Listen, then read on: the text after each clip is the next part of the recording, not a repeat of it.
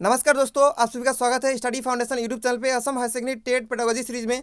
आज हम लोग operant conditioning theory of learning के बारे में जानेंगे। तो चलिए वीडियो को शुरू करते हैं। इस वीडियो का पीडीएफ भी पा सकते हैं टेलीग्राम ग्रुप ज्वाइन करके, आपको डिस्क्रिप्शन में लिंक मिल जाएगा। तो शुरू करते हैं आज का लेक्चर। कंडीशनिंग थ्योरी का दो पार्ट होता है, एक होता है क्लासिकल, दूसरा होता है ऑपरेंट। तो आज का लेक्चर में हम लोग जानेंगे ऑपरेंट के बारे में। तो शुरू करते हैं। सबसे पहले ऑपरेंट का मतलब क्या होता है। ऑपरेंट एक टाइप ऑफ लर्निंग प्रोसेस है जहाँ पे बिहेवियर का मॉडिफिकेशन होता है। मॉडिफिकेशन होने का भी दो प्रोसेस होता है, एक होता है रीइंफोर्समेंट, दूसरा होता है पनिशमेंट। ठीक है। इस थ्योरी के ऊपर सबसे पहले जो रिसर्च किए थे उनका नाम है बीएफ स्किनर। यहाँ पे फोटो देख सकते हैं, जो कि अमेरिका का साइकोलॉजिस्ट कहलाते हैं। इस थ्योरी का अलग अलग नाम है जो कि एग्जाम में बहुत पॉपुलर है। सबसे पहला नाम है स्किनर रीइंफोर्समेंट थ्योरी, दूसरा है इंस्ट्रूमेंटल कंडीशनिंग, नेक्स्ट है एसआर थ्योरी जिसका फुल फॉर्म होता है स्टिमुलस रिस्पॉन्स थ्योरी। सबसे पहले एक्सपेरिमेंट जो किए थे बीएफ स्किनर रेट के ऊपर किए थे। He done his first experiment on rat, जिसका पॉपुलर नाम कहलाता है स्किनर बॉक्स, तो आपको याद रखना है। सेकेंड एक्सपेरिमेंट जो किए थे पिजन के ऊपर किए थे। सेकेंड एक्सपेरिमेंट इनका था पिजन के ऊपर, जो कि पिजन बॉक्स कहलाता है। ठीक है। नेक्स्ट जो कॉन्सेप्ट बतलाए थे रीइंफोर्समेंट थ्योरी दिए थे। तो रीइंफोर्समेंट का मतलब क्या होता है, एक टाइप ऑफ मोटिवेशन होता है। ठीक है। इसके ऊपर सबसे पहले रिसर्च जो किए थे यानी कॉन्सेप्ट को यूज़ किए थे उनका नाम है इवान पेवलोव, यहाँ देखने के लिए मिल जाएगा। लेकिन सेकेंड पर्सन जो इसके ऊपर रिसर्च किए थे यानी कॉन्सेप्ट यूज़ किए थे उनका नाम है बीएफ स्किनर। ठीक है। तो रीइंफोर्समेंट ऑपरेंट कंडीशनिंग का कंपोनेंट जो होता है दो पार्ट उसका होता है, एक होता है रीइंफोर्समेंट, दूसरा होता है पनिशमेंट। ठीक है। तो रीइंफोर्समेंट का भी दो डिवीजन है होता है, एक होता है पॉजिटिव, नेक्स्ट होता है नेगेटिव। ठीक है। पॉजिटिव हो या फिर नेगेटिव हो, दोनों में क्या होता है बिहेवियर का इंक्रीज देखने के लिए मिलता है। ठीक है।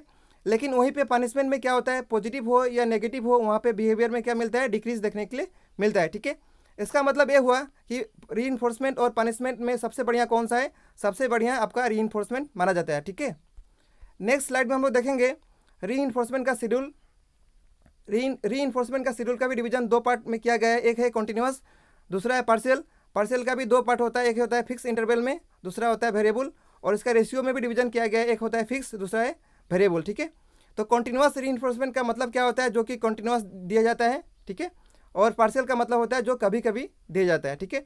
एग्जाम्पल के तौर पे पकड़ सकते हैं आप कॉन्टिन्यूस का एग्जाम्पल क्या होगा, जैसे कि होमवर्क हुआ, क्विज हो गया, उसका हर उसके बाद हर बार रिवार्ड दिया जाए, वो होगा कॉन्टिन्यूस।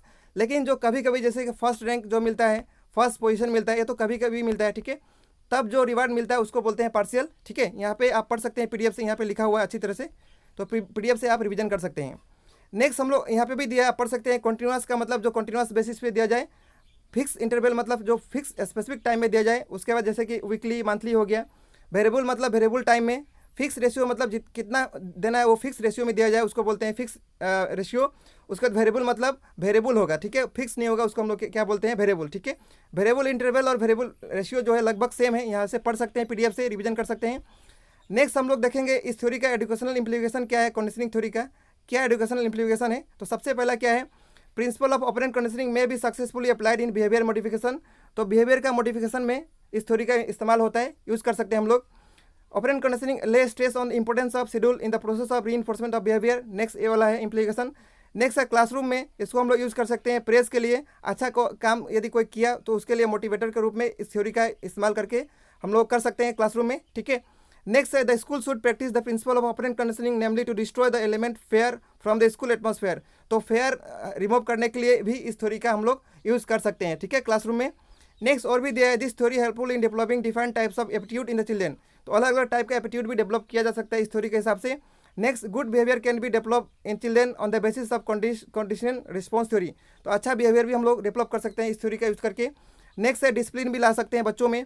नेक्स्ट है इस थ्योरी का यूज़ करके टीचर का जो प्रैक्टिस है इंडिविजुअल डिफरेंस का अलग अलग ट्रीट करने का, उसमें भी हम लोग इसमें विकास कर सकते हैं। नेक्स्ट है teacher can also use this theory for eradicating children fair etcetera. तो फेयर का रिमूव करने में भी इस थ्योरी का यूज़ कर सकते हैं। ठीक है। तो इतना ही रहेगा इस थ्योरी में। आई होप आपको कुछ समझ में आया होगा। और इस पे जितना भी एमसीक्यू बन सकता है क्लासिकल पे और ऑपरेंट पे, उसको हम लोग नेक्स्ट लेक्चर में देखेंगे। तो इस वीडियो में इतना ही रहेगा। पीडीएफ के लिए आप डिस्क्रिप्शन में लिंक मिल जाएगा, वहाँ से जाके पीडीएफ डाउनलोड कर सकते हैं। तो वीडियो देखने के लिए बहुत बहुत धन्यवाद। आपके दिन शुभ हो। Thank you so much.